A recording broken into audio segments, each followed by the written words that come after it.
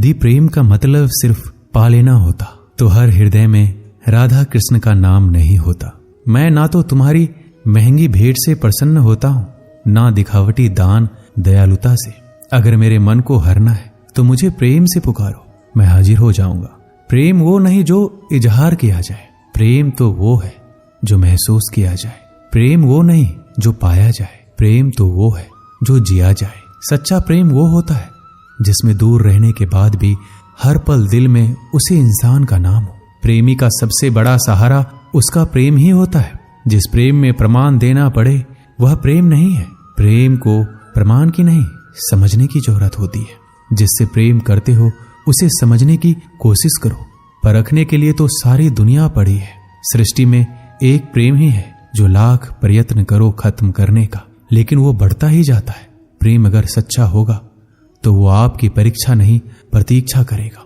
जिस पर राधा को गुमान है यही वही कृष्ण है जो राधा के दिल हर जगह विराजमान है।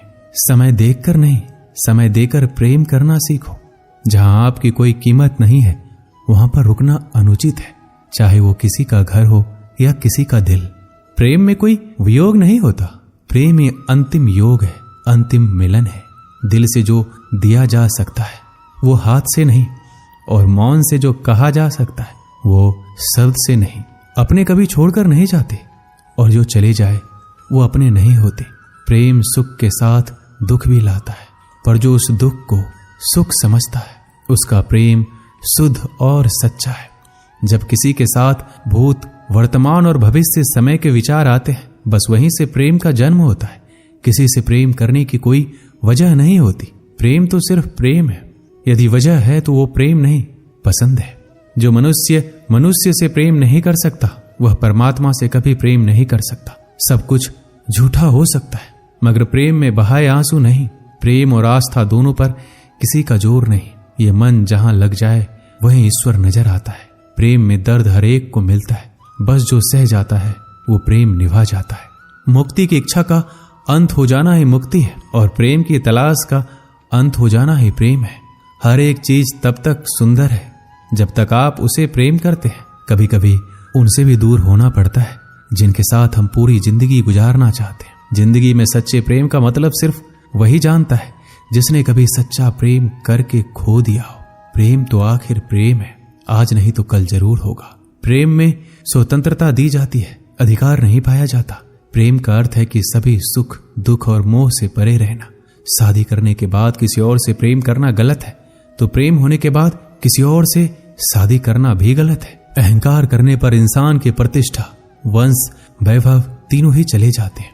विश्वास ना हो तो रावण, कौरव और कंस का अंत देख लो। मुश्किल वक्त हमारे लिए आईने की तरह होता है जो हमारी क्षमताओं का सही आभास हमें कराता है। सभी प्रकार के हथियारों में समय ही सर्वोपरि है, क्योंकि समय सब कुछ मार देता है। किसी दूसरे के जीवन के साथ पूर्ण रूप से जीने से अच्छा है कि हम अपने स्वयं के भाग्य के अनुसार अपूर्ण जिए। परिवर्तन ही इस संपूर्ण संसार का नियम है। इसलिए व्यक्ति को कभी अपने वर्तमान पर घमंड नहीं करना चाहिए। अपने काम पर अपना दिल लगाओ, लेकिन इसके इनाम पर कभी नहीं। इस संसार में देखने के लिए बहुत सारे खूबसूरत स्थान हैं, पर सबसे खूबसूरत जगह है बंद आंखों से अपने भीतर देखना।